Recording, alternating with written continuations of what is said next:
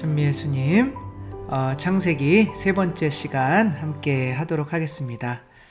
1장 1절은 하늘과 땅을 창조하는 이야기였죠. 그리고 그 땅이 우리 자신을 의미한다 라고 말씀드렸고, 1장 2절은 근데 그 땅은 처음에 비어 있었고 꼴을 갖추지 못하고 있었는데, 우리가 물 위에 떠도는 성령, 그걸 뭐라고 그랬다고 그랬어요?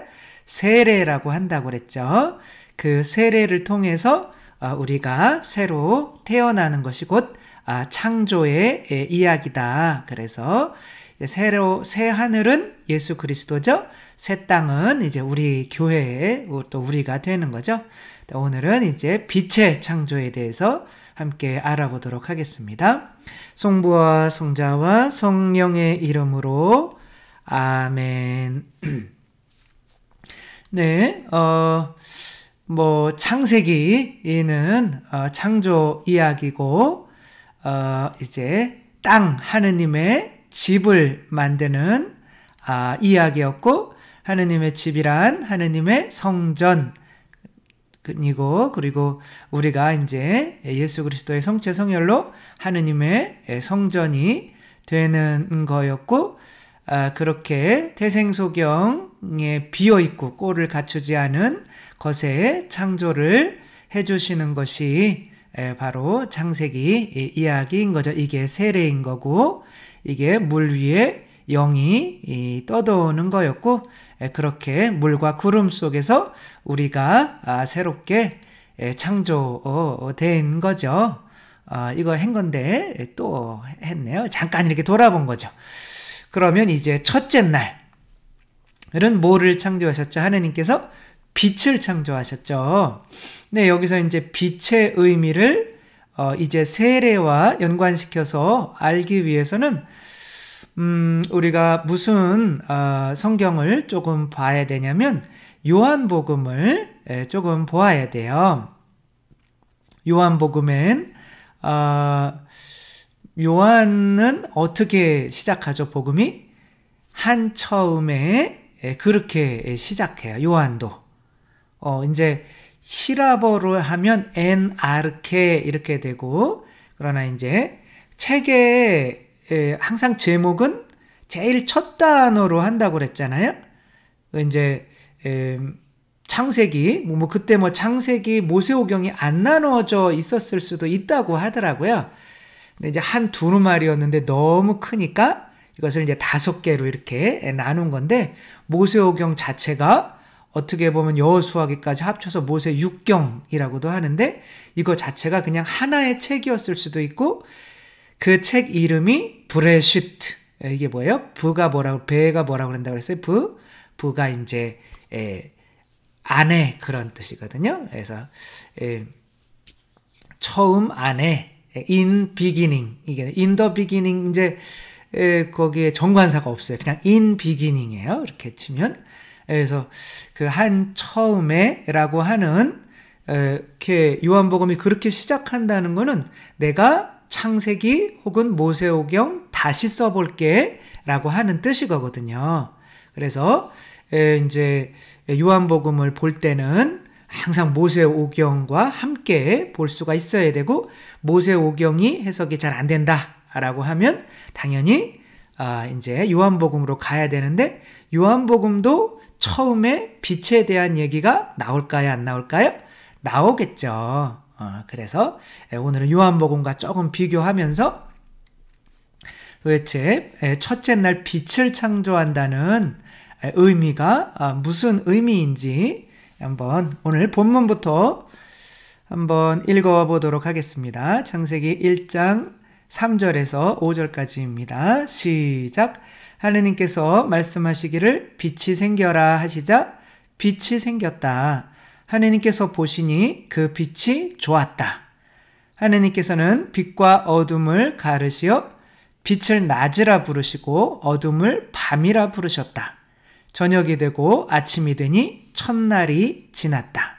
그러니까 빛을 창조하시기 전에는 밤과 낮이 있었던 거예요? 없었던 거예요? 없죠. 그쵸? 근데 여기서 이 빛이 또 우리가 보는 태양인가? 또 그거는 아니란 말이에요. 왜냐하면 태양은 사실 하늘의 큰 빛물체, 밤에 빛나는 빛물체 또 혹은 별들 이런 건 넷째 날 창조되거든요. 그러니까 이제 이 빛은 무언가 밤과 낮을 어떻게 구분할 수 있는 어떤 그런 의미의 빛이지 뭐 그냥 물론 뭐 태양도 그렇게 되는 거긴 하지만 그러니까 아무튼 이 빛 때문에 밤과 낮이 생겼는데 이제 우리는 이 밤과 낮을 물질적으로 보지 않고 영적인 의미로 보게 되는 거죠. 일단은 여기서 우리가 먼저 보아야 되는 거는 하느님께서 세상을 창조하시죠. 그렇죠? 근데 하느님은 한 분이세요? 세 분이세요?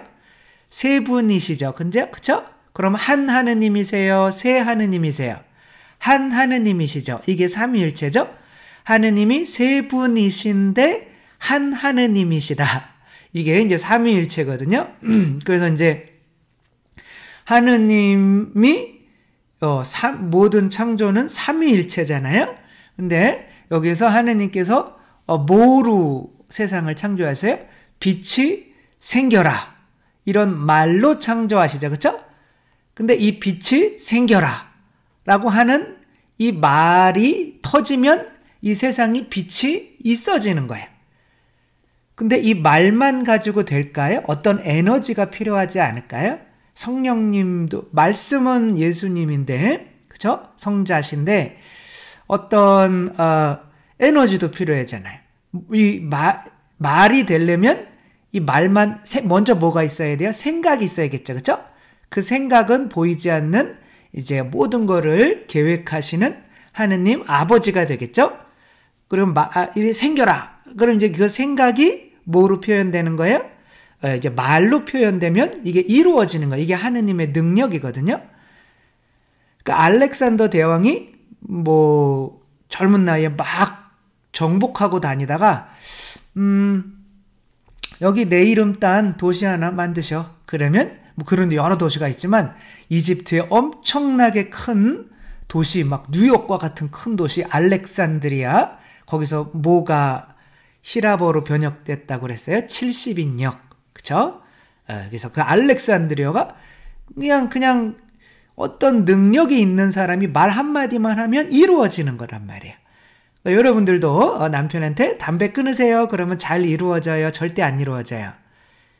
네. 아무튼, 그게 이제, 근데 우리 하느님은 능력 자체이신 분이기 때문에 말씀이 딱 떨어지면 그게 돼야 돼요. 그래야 하느님인 거죠.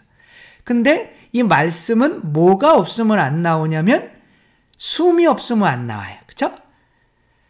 여러분 공기 내보내지 말고 말 한번 해보세요. 안 하시겠다고요? 할 수가 없죠. 그쵸? 네, 숨이 나오면서 이 말도 나오는 거죠. 그래서 이제 교부들은 이 세상을 창조할 때 하느님 아버지가 이 생각 혹은 그냥 사람이라고 생각해도 되고 이 사람이라면 뭔가를 만든다. 그럼 이 두 손이 뭐겠어요? 성자, 성령 이렇게 생각했어요. 이제 이레네오 성인이 이제 이단자들에 대한 반박이라는 책에 그렇게 이야기를 했는데 이것이 가톨릭 교회 교리서에도 그대로 들어왔어요.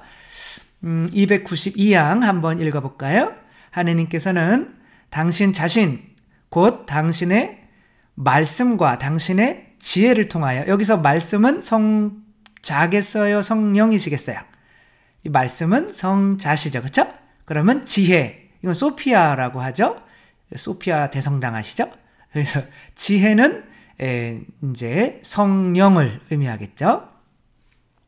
혹은 당신의 두 손을 당신의 두 손은 한 손은 성자, 한 손은 뭐겠어요? 성령이신 거죠.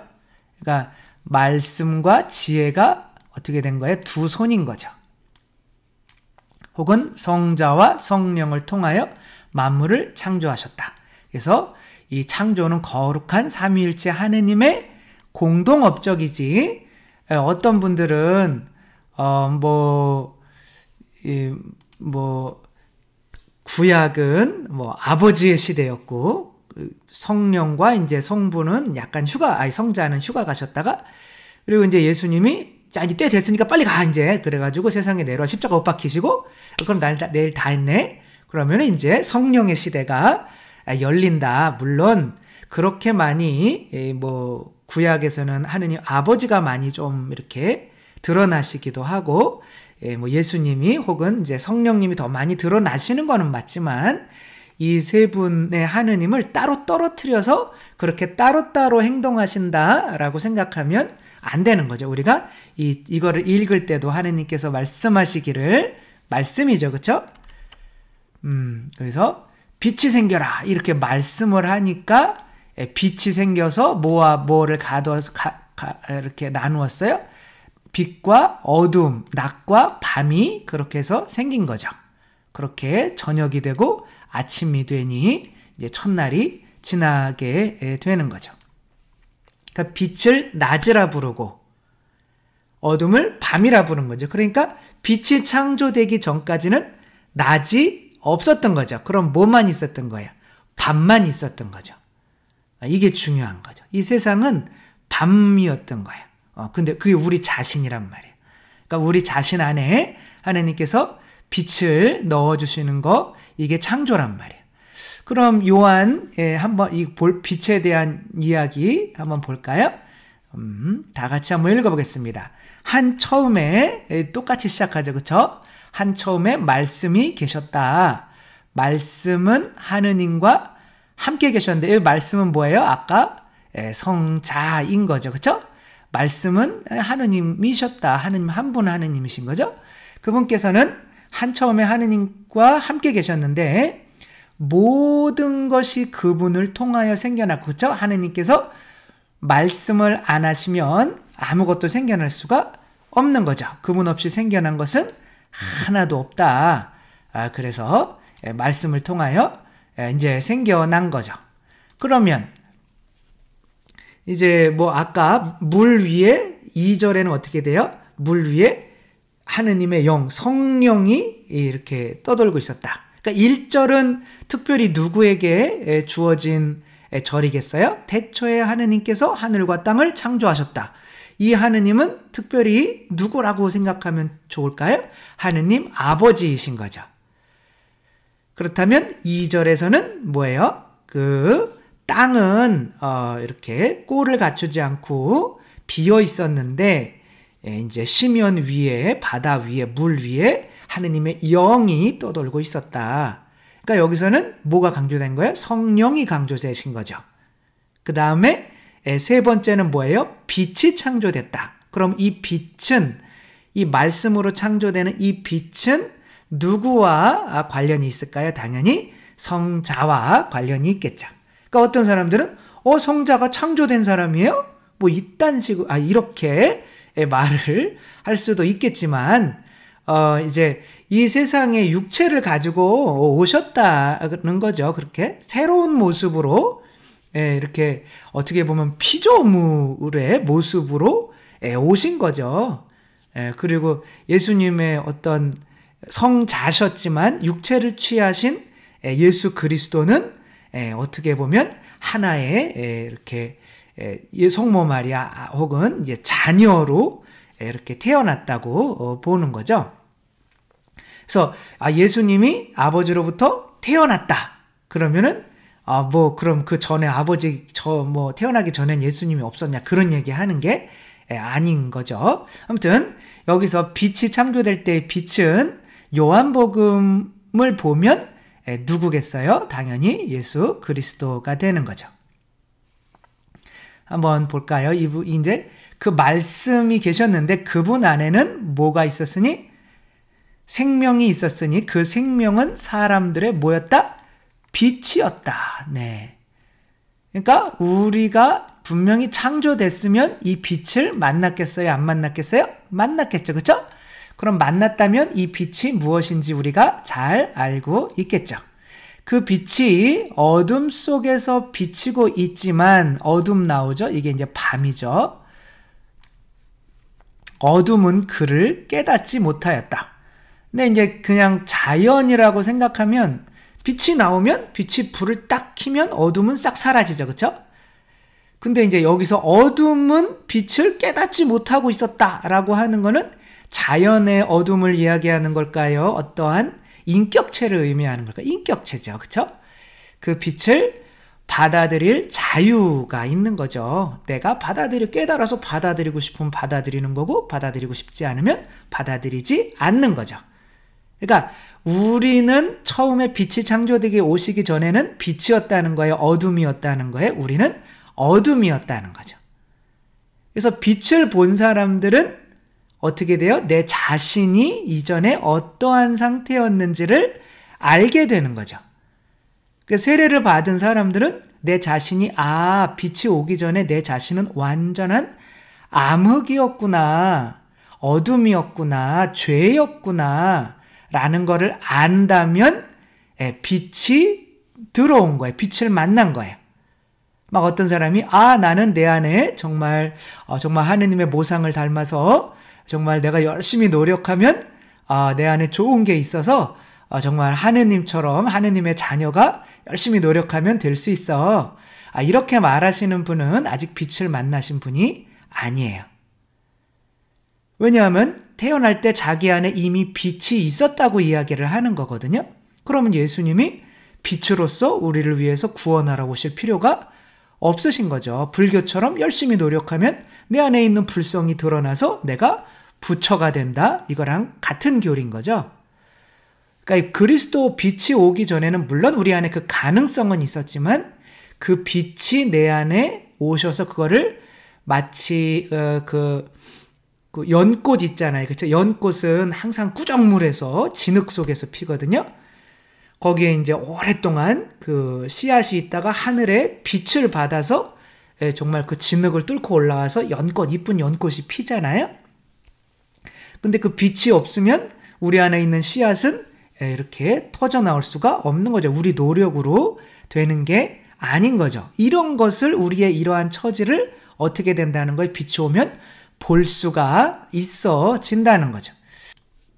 마더 데레사가 이제 초기에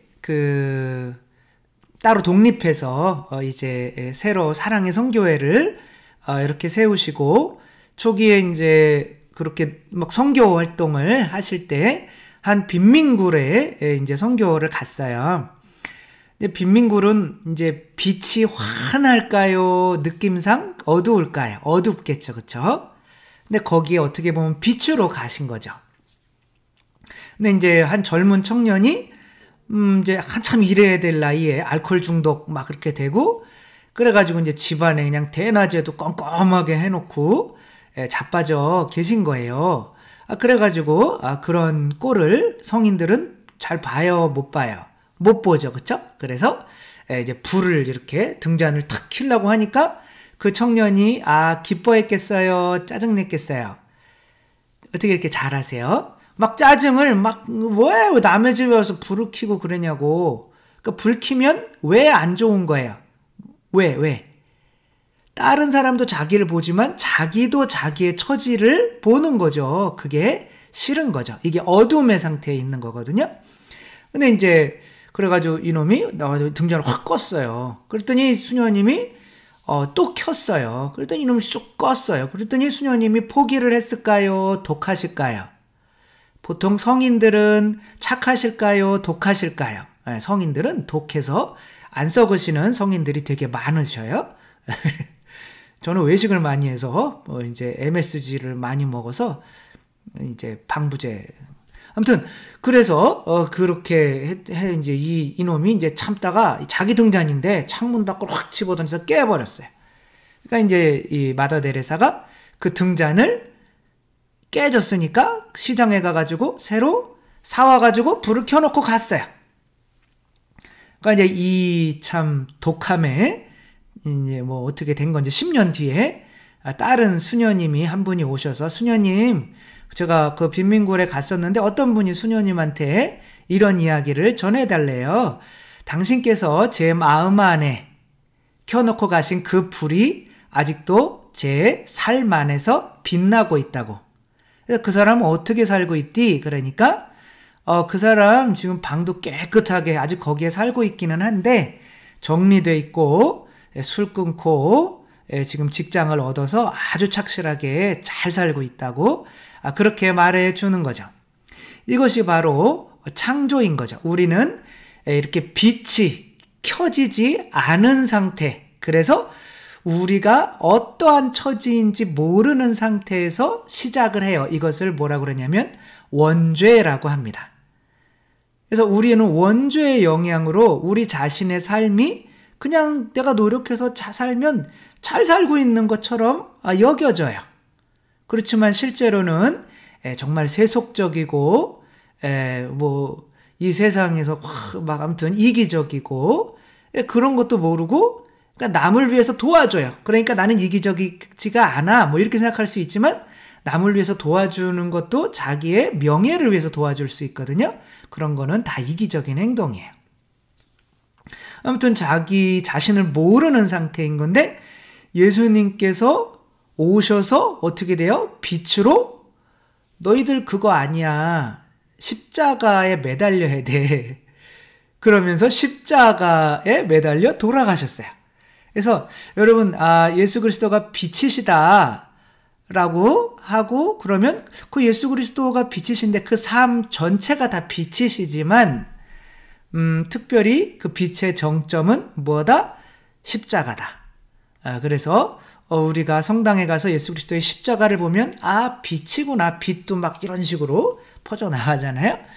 빛이시구나. 그렇게 보면 되는 거죠. 한번 볼까요? 이게 예수님께서 요한복음에서 당신이 빛이라고 하신 거예요. 8장 12절에 보면 나는 세상의 뭐다? 빛이다. 나를 따르는 이는 어둠 속을 걷지 않고 이제 이해가 가시죠? 그렇죠? 그러니까 예수님이 오시기 전에 우리가 사로잡혀 살았던 그 삶이 어둠인 거예요. 그러니까 난 예수님 오기 전에도 착하게 잘 살았는데 이렇게 얘기하면은 안 돼요. 그거는 아직 그 안에 빛이 들어온 게 아닌 거죠. 그래서 예수님을 따르면 뭘 얻는 거예요? 그 안에 생명의 빛을 얻어서 그 청년처럼 이렇게 변화하게 새로 태어날 수가 있게 되는 거죠. 나는 이 14장, 22장 46절에 보면 나는 빛으로서 이 세상에 왔다. 나를 믿는 사람은 누구나 어둠 속에 머무르지 않게 하려는 것이다. 그러니까 예수님을 믿지 않는 것 자체가 어디에 머무른다는 거예요? 어둠에 머물게 된다는 거죠.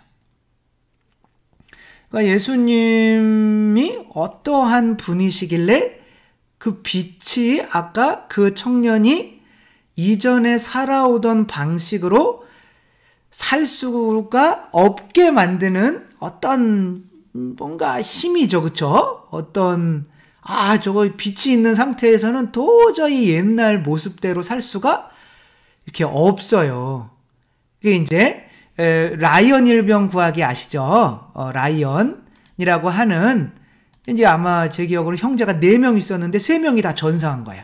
그래서 정말 정예부대 특공대들을 그 한 애 엄마가 얼마나 마음 아파하겠니? 얘 좀 하나 좀 구해와라. 그리고 이제 싫어합니다. 그쵸?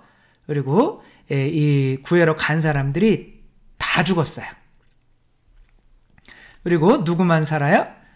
이 사람만 사는 거예요. 그때 이제 마지막 주인공이 이제 거기 대장이 이제 톰 행크스죠. 톰 행크스가 이게 죽어가면서 이제 라이언 잘 살아야 돼 라고 한 거고 이 오른쪽에 대위님의 희생이 헛되지 않아 보였기를 바랍니다. 이렇게 수십 년을 살고 이제 노년에 이렇게 나를 구하기 위해서 정말 수십 명이 죽었어요. 나 한 목숨 구하기 위해서. 그러니까 자기 삶이 허투루 살 수가 없죠. 그쵸?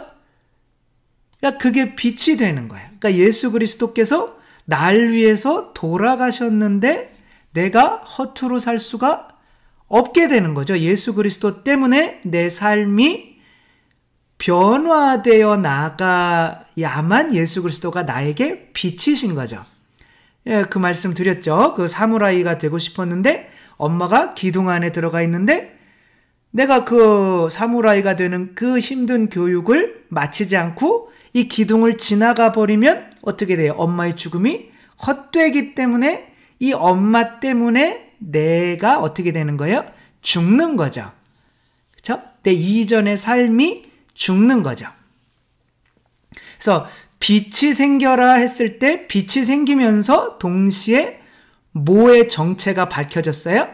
지금까지 내가 어둠이었구나 라고 하는 정체가 밝혀진 거죠. 그러니까 지금까지는 누구의 힘대로, 누구의 뜻대로 살아온 거예요? 나의 뜻대로 살아온 거죠. 그렇죠? 그러니까 나의 뜻이 빛이었다는 거예요? 어둠이었다는 거예요. 예수 그리스도를 만나기 전에 나의 뜻은 어둠이라는 거예요. 그러니까 그것을 알게 되면 빛을 만난 거죠. 왜? 그 빛 때문에 내 자아가 죽어야 되니까. 무슨 말씀인지 아시겠죠? 나는 태어날 때 정말 선한, 이런 선하게 태어났어. 난 정말 착했어. 그렇게 얘기하는 사람은 아직 자기 자신을 모르는 거예요. 내가 태어날 때 선했으면 예수님이 구원하러 올 필요가 없어요. 물론 선해질 수 있는 가능성은 있지만 그 어둠이라는 세력, 자아라는 세력에 사로잡혀 있었기 때문에 내 선함이 절대로 나오지 못하는 상태에서 우리 모두는 태어나는 거예요. 그러니까 어떻게 보면 선악설에 가깝지만 선악설은 아마 그냥 계속 악으로만 살아야 된다면 그거는 맞지 않고 선해질 수 있는 가능성이 있는데 내 스스로는 절대 선해질 수 없는 그러한 상태. 그러나 빛이 오시면 마치 진흙탕에 이 씨앗이 연꽃이 되어 피어나듯이 그렇게 변화될 수 있는 상태로 우리는 태어나는 거죠.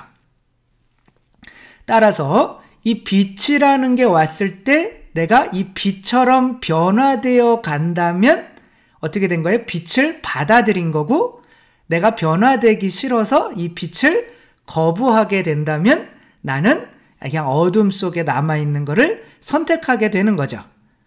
그러면 그거 자체가 뭐예요? 빛 자체가 뭐예요? 심판이 되는 거죠. 그래서 심판이라고 하는 거는 어떤 착한 일 한 사람, 좋은 사람, 나쁜 사람 심판하는 게 아니라 구원인 거예요. 그러니까 빛을 통해서 구원 못 받는 모든, 빛을 받아들이지 않는 모든 사람들은 다 이미 어둠에 갇혀서 심판을 받은 거예요.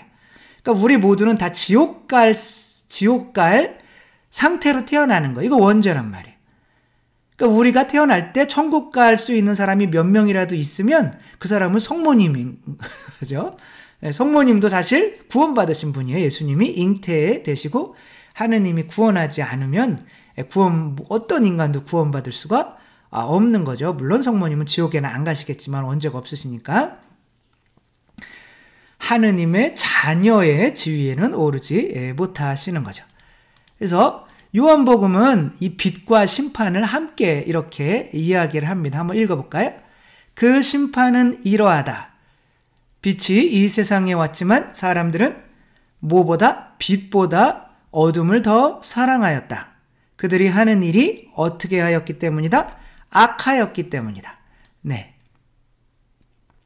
그러니까 악한 사람들은, 어둠을 좋아하는 사람들은, 이전의 삶을 좋아하는 사람들은, 자아를 좋아하는 사람들은 이 악을 좋아하는 거기 때문에 거기에서 벗어날 수가 없고, 성당에 다니고 신부 수녀님이 되더라도 실제로는 빛을 받아들이는 게 아닙니다. 악을 저지르는 자는 누구나, 이게 이제 어둠 속 우리가 예수님을 만나기 전의 상태인 거죠. 자아에 속박되어 있는 상태. 자아라고 하는 건 어렵게 생각하지 말고 세속 육신 마귀의 그 욕구라고 생각하시면 돼요. 생존 욕구. 악을 저지르는 자는 누구나 빛을 미워하고, 그래서 나는 내 자아도 사랑하고 예수님도 사랑해요. 내 자신도 사랑하고 예수님도 사랑해요. 물론 내 자신을 사랑해야죠. 근데 그게 내 자아를 의미하는 걸 때는 이제 예수님을 못 따릅니다. 그런 상태는 예수님이 뭐라고 그래요? 나를 따르려거든 뭐 버리고 따르래요? 네 자신 버리고. 그러니까 네 자신이라는 게 뭐예요? 옛날의 나.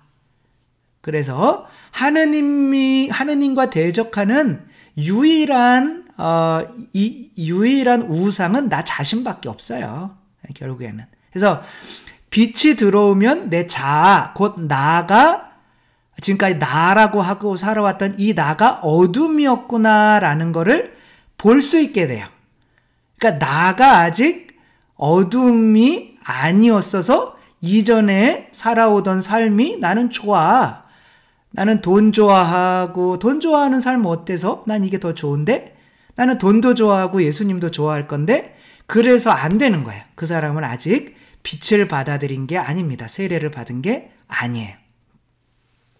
세례를 받으면 이제 돈 좋아하는 욕구와 싸움이 시작돼야 됩니다. 그럼 돈 안 좋아하면은 우리 가난해지는 거 아니에요? 이 세상에서? 이 세상에서 돈 좋아하는 사람들이 훨씬 가난합니다. 보면 돈에 집착하고 오히려 돈을 많이 흘려보내주고 집착을 버린 사람들이 훨씬 크게 성공하는 경우가 많아요. 신기하죠? 그리고 나는 육체적으로 먹고 마시고 막 이렇게 뭐 쾌락도 좋고 난 이런 게 좋은데 라고 하는 사람들은 예수님의 십자가를 받아들이겠어요? 안 받아들이겠어요? 당연히 안 받아들이겠죠. 그런 식으로 이 어둠을 좋아하는 사람은 예수님은 원수까지도 사랑해라 이렇게 말씀을 하시는데 나는 저런 사람들 판별을 하고 살아야지. 옳고 그른 거, 저 인간 나쁜 인간, 저 인간 좋은 인간 판별을 하고 살아야지. 어떻게 우리가 심판을 안 합니까? 이런 사람은 성당에 다녀도 실제로는 빛이신 예수님을 빛으로 받아들이는 것은 아닌 거죠. 어쨌거나 자기가 악을 저지르는 자는 누구나 빛을 미워하고 빛으로 나아가지 않는다. 자기가 한 일이 드러나지 않게 하려는 것이다. 그러나 진리를 실천하는 이는 빛으로 나아간다. 이제는 내가 진리를 실천하는 이는 뭐예요? 바뀌기를 원하는 사람은 이제 빛으로 나아간다. 자기가 한 일이 하느님 안에서 이루어졌음을 드러내려는 것이다. 오징어 잡을 때 어떻게 잡아요? 이렇게 밝게 빛나는 전등을 많이 켜고 엄청 밝아요. 도시 하나도 밝힐 정도로 작은 도시 엄청 밝아요. 근데 이제 이 물 속에는 많은 물고기들이 있죠. 근데 여기에 이제 이 빛을 보면서 올라오는 물고기는 뭐밖에 없어요? 오징어밖에 없는 거죠. 그러니까 오징어는 빛을 어떻게 하는 거? 좋아하는 거, 싫어하는 거? 좋아하고, 다른 물고기들은 이제 빛이 있으면 다 어떻게 돼요? 더 멀어지는 거예요. 그러니까 오징어 같은 경우는 이 배에 잡히게 되는 거예요. 이게 교회죠, 그렇죠? 그 십자가기도 하고, 그리고 십자가로 모이는 거죠. 그래서 내가 결단을 내려야 되는 거죠. 내가 빛을, 예수 그리스도의 십자가를 좋아하는 인간이 될 것인가. 그래서 세속육신 마귀를, 내 자아를 죽이고 버리고 십자가에 못 박는 사람이 될 것인가. 아니면 돈도 좋아하고 쾌락도 좋아하고 내가 명예나 높아지는 거나 성공도 좋아하면서 예수님을 섬기는 거나, 그렇게 섬기면 예수님이 뭐가 돼요? 우상이 되죠. 우리 애 대학 붙여주세요. 예수님은 나를 구원하시는 분이 아니라 우리 애를 대학을 붙여주기 위해서 존재하시는 소와 같은 존재로 만들기 때문에 내 자신을 섬기는 사람은 하느님을 우상으로 만들 수밖에 없는 거죠. 근데 이제 이렇게 빛을 일단 한 번만 받아들이게 되면 뒤로 갈 수가 있을까요? 없을까요? 없어요. 이렇게 너는 지금까지 나를 위해서 사는 줄 알았지만 너는 어둠이었어. 실제로는 그렇게 해서 눈에서 이 딱쟁이가 띄어지게 만들어서 깜깜했었는데 이제는 제대로 볼 수 있게 되었던 한 인물이 있는데 누굴까요? 바자로 시작하는데 바오로죠. 바오로는 하느님을 사랑하고 하느님을 섬기는 사람이었어요. 그런데 그 하느님을 섬기는데 장애가 되는 사람들이 잘못된 메시아, 예수 그리스도죠? 를 믿고 그 사람을 추종하는 교회인 거죠. 그래서 하느님을 사랑하는 마음으로 교회를 어떻게 해요? 그것들을 이렇게 이단처럼 이렇게 쳐내는 거죠. 그러니까 이 사람한테는 잘못이 있어요, 없어요? 없어요. 이 사람은 하느님을 위해서 한 행위이기 때문에 그런 거죠. 근데 본인의 행위가 어둠이라는 거는 못 보는 거예요. 왜? 빛이 없으니까. 그래서 구약에 나오는 10계명만 뭐 열심히 지키면 돼 라고 해봐야, 그렇게 행동을 해봐야 소용이 없는 거예요. 왜? 내가 빛을 좋아하는 본성으로 갈아타야 돼요. 그러니까 어떤 사람이 열심히 배에서 봉사활동하고 노력하고 막 빨래 해주고 밥 해주고 그냥 힘든 일 다 해주고 막 가판 닦고 막 그랬는데 나중에 잡혀봤더니 해적선이었어요. 그럼 사형당한단 말이에요. 이 세상에서 내가 열심히 살고 그런 게 중요한 게 아닙니다. 내가 지금 어느 방향으로, 빛의 방향으로, 십자가의 방향으로 가고 있는지, 아니면 태어날 때 그 욕구의 방향으로 가고 있는지를 잘 알아야 하는 거죠. 그래서 우리가 이렇게 빛을 본 이들은 이제 뭐를 향해서 나아가요? 십자가의 삶을 향해서 나아가는 거죠. 내 자신을 십자가에 매달아 죽이는 삶을 위해서 나아가는 거죠. 그래서 바오로 사도가 뭐라고 그래요? 나는 예수 그리스도와 함께 십자가에 못 박아 죽었습니다. 나는 죽었습니다. 이제는 내가 사는 것이 아니라 내 안에 계신 그리스도께서 사시는 것입니다. 이제 빛이 되는 거죠. 빛이 되는 단계는 이렇게 3단계가 있어요. 첫 번째는 예수님이 빛이시구나 라고 해서 예수님 닮아야지, 예수님 삶으로 이렇게 나가죠. 그리고 예수님을 받아들이기 위해서 어디로 향해요? 교회로 향하죠. 왜? 너희는 나를 기억하여 이를 행하여라. 그렇죠? 성체성사가 있는, 그리고 이 말씀이 전파되는 교회로 안 나온다는 거는 이제 빛을 받아들이는 게 아닌 거죠. 실제로는. 그렇죠? 그리고 이제 2단계는 뭐냐면, 그렇게 빛을 보게 되면 그 빛과 비교해서 나의 상태, 내가 지금까지 살아온 게 악이었구나. 그리고 이 세상이 악으로 가득 찼기 때문에 이 세상은 멸망으로 향하고 있구나라는 게 보여요, 안 보여요? 보이죠. 그래서 이제 노아처럼, 노아가 이제 그 빛이 들어오니까 어떻게 돼요? 이거 언젠간 멸망하는데 배를 만들어야겠다. 이게 이렇게 십자가의 삶으로 가는 거죠. 그래서 노아만 그 방주에 들어가서 살고, 그 빛이 들어오지 않았던 모든 사람들은 본인들은 잘 사는지 알았지만 이렇게 물에 다 수장되고 말죠. 빛이 들어오면 이 세상이 그렇게 좋아 보이지 않아요. 그래서 이 세상에 집착하지 않습니다. 오히려 이 세상에서 탈출을 하려고 노력하죠. 근데 예수님이 오셨는데 예수님을 배척하면서도 자기들은 빛 속에 있었다고 얘기하던 사람들이 있어요. 요한복음에는 바리사 율법학자들 혹은 돈 많았던 사람들, 그런 권력 있었던 사람들인 거죠. 그때 예수님께서 이르셨다. 이거는 태생소경에 눈을 띄워주고 이제 태생소경이 보게 된 거죠. 빛을 보게 된 거죠. 내 자신도 이제 내가 지금까지 비어 있었구나. 이제는 예수 그리스도를 증거하는 사람으로 이제 변한 거죠. 근데 이제 그 바리사 율법학자들이 자기들이 이제 제대로 본다고 생각하는 거예요. 근데 이제 왜냐하면 자기들은 십계명을 다 지키거든. 하느님 사랑, 이웃 사랑을 다 하거든요.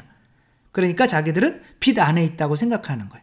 그러나 예수 그리스도께서 빛이지, 그리고 예수 그리스도가 아니면 그 사랑의 씨앗은 터 나올 수가, 인간 안에서 터 나올 수가 없는 거죠. 인간 능력으로 사랑을 할 수가 있었으면 예수님이 오실 필요가 없으신 거죠. 그때 예수님께서 이러셨다. 나는 이 세상을 심판하러 왔다라고 하시죠. 그렇죠? 보지 못하는 이들은 보고, 또 보는 이들은 눈먼 자가 되려고 하는 거다. 내가 본다고, 나는 잘 아는데, 근데 예수 그리스도의 십자가가 아닌 이상, 그것을 받아들이고 그 삶으로 가고 있지 않은 이상 나는 제대로 보여 라고 하는 사람들이 장님이라는 거죠. 예수님과 함께 있던 몇몇 바리사이가 이 말씀을 듣고 예수님께 우리도 눈먼 자라는 말은 아니겠지요 하고 말하였다. 예수님께서 그들에게 이르셨다. 너희가 눈먼 사람이었으면 오히려 죄가 없었을 것이다. 그러나 지금 너희가 우리는 잘 본다 하고 있으니 너희 죄는 그대로 남아있다. 정말 요한복음이 빛에 대해서 완전히 이렇게 2단계인 거예요. 이제 내 자신과 내 자아가 내가 나쁜 놈이었고 내 힘으로는 하느님의 계명을 실천할 수가 없었고 오직 예수 그리스도의 은혜만으로 우리가 이 하느님의 계명을 실천할 수가 있어서 구원받을 수 있는구나까지가 알면 2단계가 된 거예요. 3단계는 뭐냐면 내가 이제 빛이 되는 단계인 거예요. 이 십계명을 받아왔던 모세는 자기 자신도 모르게 얼굴이 어떻게 했어요? 빛났어요. 그러니까 사람들이 보는데 얼굴이 막 빛나니까 엄청 무섭잖아요. 그래가지고 사람들이 막 무서워하니까 왜 무서워해요? 그랬더니 얼굴에서 빛이 나요. 그랬더니 자기는 모르는 거예요. 그러니까 자기 안에 빛이 들어와서 이제는 내가 죽고 그리스도께서 사시니까 그리스도께서 자기 자신도 모르게 나를 통해서 드러나게 되는 거죠. 이런 얘기 하는데 부끄럽죠. 왜 제가? 그래서 저도 이렇게 드러나야 되는데 아무튼 그렇게 되는 거죠. 자, 제일 중요한 것은 이제 빛의 창조인데 빛을 창조할 때 어떻게 되는 거예요? 이제 어둠만 있었는데 빛이 창조됨으로써 이 어둠만 있을 때는 어둠이 뭔지 몰랐는데 내 삶이 뭔지 몰랐는데 내가 어떠한 처지인지 몰랐는데 예수님을 빛을 만나고 나면 나는 악 자체였구나 라는 것을 내가 선행도 어렸을 때 할 수 있고 그쵸? 착한 일도 할 수 있고 했지만 예수님을 만나기 전에 그런 모든 것들은 해적선에 타서 한 선행들이란 말이에요. 그러니까 그게 선이 될 수가 없는 거죠. 여러분들 잘 이해하셔야 돼요. 무슨 불교나 이런 식으로 어떤 내 행위 자체가 선행이라고 생각하면 제일 먼저 천국에 들어갈 사람들은 바리사이 율법학자들이에요. 근데 그렇게 내가 어떠한 그 행위의 가치를 두고 그렇게 천국에 들어갈 수 있다고 생각을 하면 예수님의 십자가는 우리에게 의미가 없어지는 거죠. 예수 그리스도가 아니면 우리의 행위는 선행이 될 수가 없는 겁니다. 물론 예수님을 안 믿는 사람들은 어떻게 해요? 예수님을 모르는 사람들 어디죠? 거기 아마존 같은 데서 사시는 분들. 근데 그렇게 모르는 분들에게는 또 예수님께서 나름대로 그 사람들 안에 이제 그 사랑이 솟아나올 수 있는 그 사람의 의지에 따라서 그 은혜를 베푸시니까 그것은 우리가 걱정할 바가 아니고 우리가 먼저 생각해야 되는 거는 일단은 예수님께서 당신 자신을 빛을 주시기 위해서 가톨릭 교회라는 것을 세우시고 그 교회를 세상에 파견하셨다는 거예요. 그래서 그럼 이방인들 이런 사람들 구원만 얘기하다가 그렇게 하다 보면은 이 교회의 중요성, 예수님이 파견하신 교회의 중요성이 줄어든단 말이에요.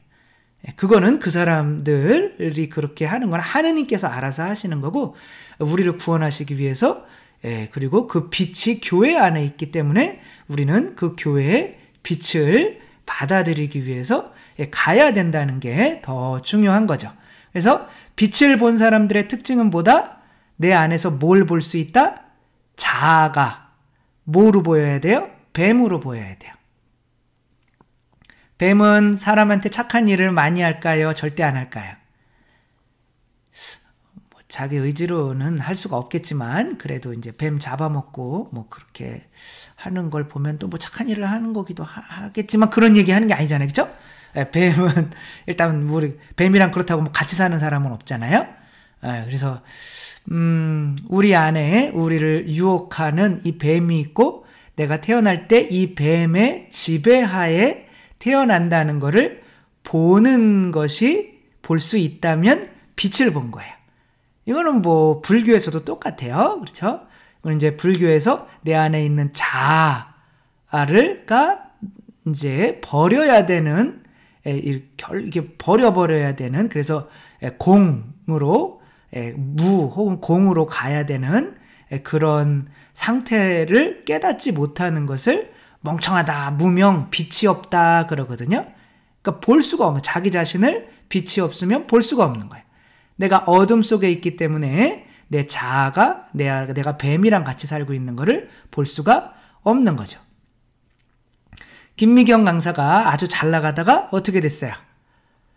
그 논문 표절로 이제 망하시게 됐죠.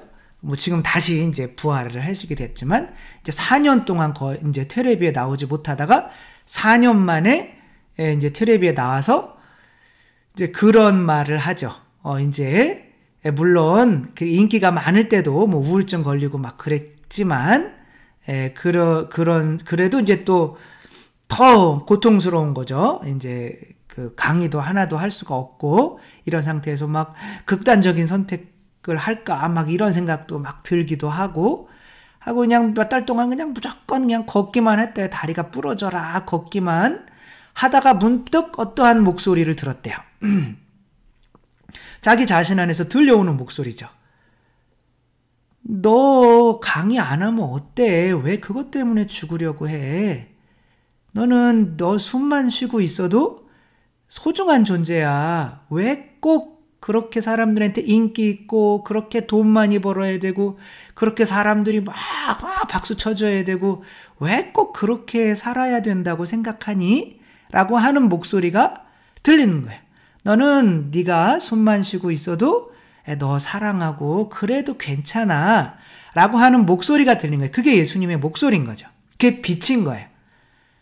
그렇게 되니까 내가 태어날 때 있는 내 존재 자체가 또 있고 이게 이제 내 진짜 난 거죠. 그리고 나를 그런 존재의 귀중함 자체를 잊게 만들고 아니야 나는 새벽에 4시에 일어나서 뭐 열심히 돈 많이 벌어야 돼. 나는 뭐 유명해져야 돼. 나는 뭐 성공해야 돼. 이렇게 나를 올가매서 나를 지금까지 노예 생활하게 만들었던 제2의 자아가 있었다는 것을 발견하게 돼요. 여기서 나와서 그 얘기를 한단 말이에요. 이게 빛이 들어왔을 때 우리에게 일어나는 현상이에요. 빛이 들어오면 내 안에 지금까지 빛을 만나기 전까지 나의 정말 그 존재 자체를 무시하게 만들고 너는 성공해야 가치 있는 사람이야. 너는 공부를 잘해야 가치 있는 사람이야. 너는 뭐 이런 식으로 나를 올가매했던 내 자아가 진짜 내가 아니었다는 것을 발견하게 돼요. 그래서 이놈을 죽여야겠구만. 이렇게 될 때 빛을 받아들이게 된 거죠. 그래서 이게 첫째 날 빛의 창조가 왜 중요한지 이제 아시겠죠, 그렇죠? 일단 빛이 들어오지 않으면 나와의 싸움이 일어나지 않기 때문에 발전이 없어요, 더 이상. 그냥 행동만 계속 바꾸려고 하다가 이제 끝나고 말죠. 우리는 이렇게 머리가 실제로는 없는 텅 빈 그리고 형태가 없이 우리 몸 안에 있는 세속육신 마귀의 어떤 그런 욕구에 의해서 노예 생활하면서 그리고 살아왔단 말이에요. 우리 명예를 위해서는 착한 일 할 수도 있는 거잖아요. 그렇죠?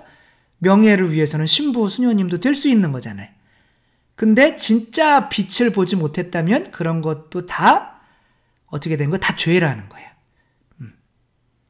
근데 빛을 본다면 이런 내가 내 안에 있는 이 세속육신 마귀를 보게 되고 이놈이 지금까지 나를 노예 생활하게 만들고 죄를 짓게 만든 뱀이었구나. 그리고 얘를 지금까지 나라고 그러고 살아왔구나 라는 거를 알게 돼요. 빛을 보면. 그렇죠? 그래서 처음에 빛을 만나야 이제 창조가 2일, 3일, 4일 이렇게 나가게 되는 거죠. 그래서 요한복음에서는 아직 예수님의 삶을 십자가를 닮으려고 하지 않는 사람들은 예수님을 찾아오더라도 다 어둠, 밤, 빛과 이제 빛이 생기니까 밤이 생긴 거잖아요. 그렇죠? 그럼 밤에 찾아왔다, 뭐 밤이다, 뭐 그러면 다 예수님의 십자가의 삶을 따르지 않는 사람이란 말이에요. 3장 2절에 보면 그 사람이 밤에 예수님께 와서 말하였다. 자, 여기 3장에 그는 누굴까요? 여러분, 요한복음을 좀 하면 니코데모입니다. 니코가 더 크고, 아니야, 니코데모인 거죠. 데모. 니코데모는 와서 이런 얘기를 해요. 당신이 예루살렘에서 수많은 기적을 하시는 걸 봤더니 정말 당신은 하느님에게서 온 사람이 아니면 막 그러면서 정말 어떻게 하면 구원받을 수 있냐고 이렇게 물어봐요. 그러면 예수님을 믿고 왔으니까 우리는 빛 속에 있는 건 줄 알잖아요. 근데 요한은 밤이었다 이래요. 아직은 예수님의 삶을 드러내놓고 살지를 못하는 사람이란 말이에요. 막판의 빛으로 와요. 예수님을 장례에 치러줄 때 이제는 사람들 앞에서 당당히 자기 자신을 죽이는 삶을 살게 된단 말이에요. 자기 자신을 죽이기 전까지는, 죽여야 되는 걸 알기 전까지는 밤이란 말이에요. 아무리 예수님이 좋고 쫓아다녀도. 말씀 아시겠죠? 유다는 빵을 받고 밖으로 나가버렸다. 때는 어떻게 했다? 밤이었다. 무슨 말씀인지 아시겠죠? 때 이제 유다가 이제 나가버렸어. 때는 밤이었어. 어디가 천당 간다는 거, 지옥 간다는 거예요? 지옥 간다는 거예요. 창조 이전의 혼돈 상태로 가는 거죠. 교회도 어떻게 해요? 밤을 교회가 막 선교를 하고 뭐 해도 밤일 수가 있는 거예요. 한번 볼까요? 시몬 베드로가 이제 예수님이 부활하셔서 이제 요한복음 마지막인 거죠. 이제 물고기를 잡는 거예요. 이게 교회가 사람들을 선교하는 거죠. 나는 고기 잡으러 가네 하고 말하자 그들이 우리도 함께 가겠소 하였다. 그들이 밖으로 나가 배를 탔지만 그날 밤에는 아무것도 잡지 못하였다. 그러니까 여러분들이 요한복음 저자라면 예수님께서 나타나시는 시간은 언제일까요? 당연히 밝아오는 새벽일 수밖에 없는 거죠. 그래서 예수님의 말씀에 그물을 던지니까 153마리 하느님의 자녀들이 걸려들기 시작하는 거죠. 그래서 빛이 없이 교회 안에서 선교를 하더라도 그것은 밤인 거예요. 어둠이고 죄인 거예요. 그래서 우리 안에, 그러니까 그래서 정말 중요한 것은 내가 정말 하느님의 창조를 받아들이기 시작했는가? 그 창조를 받아들이기 시작함은 곧 뭐다? 내 자아를 십자가에 못 박아 죽여야 하는 것을 아는 것이다. 그리고 어떻게 해요? 4절에 빛을 창조하시니까 어떻게 해요? 좋았다. 이렇게 말씀을 하시는 거죠. 빛은 예수 그리스도의 십자가이기 때문에 아드님이 돌아가시는 죽음을 의미해요. 그래서 그게 저녁이 되고 아침이 되었다라고 하는 것도 그런 의미인 거예요. 저녁은 죽음을 의미하거든요. 예수님이 저녁 때 돌아가시잖아요. 그렇죠? 그리고 언제 부활하셔요? 새벽 때 부활하시잖아요. 그렇죠? 저녁이 되고 아침이 되었다. 그러니까 예수 그리스도의 죽음과 부활로서 그것이 뭐가 되는 거예요? 빛이 되셔서 그 빛이 예수 그리스도의 십자가처럼 내 자신도 십자가에 못 박아 죽여야만 하는구나 라는 것을 알게 될 때 첫째 날을 통과하게 되는 거죠. 창조의 첫째 날을 통과하게 되는 거죠. 그렇게 예수 그리스도께서는 정말 빛이 되기 위해서 십자가에 못 박혀서 돌아가셨습니다. 그렇게 돌아가신 예수 그리스도처럼 예수님이 돌아가셨으니 우리는 그냥 편안히 살면 돼가 아니라 내가 한 것을 너희도 똑같이 따라하라고 모범을 보여준 것이다. 이렇게 말씀을 하셔요. 그러니까 예수님처럼 우리도 이제는 내가 사는 것이 아니라 내 안에 계신 그리스도께서 사시게 하기 위해서 우리 자신을 십자가에 못 박아 죽이는 우리도 빛의 삶으로 나아갈 수 있었으면 좋겠습니다.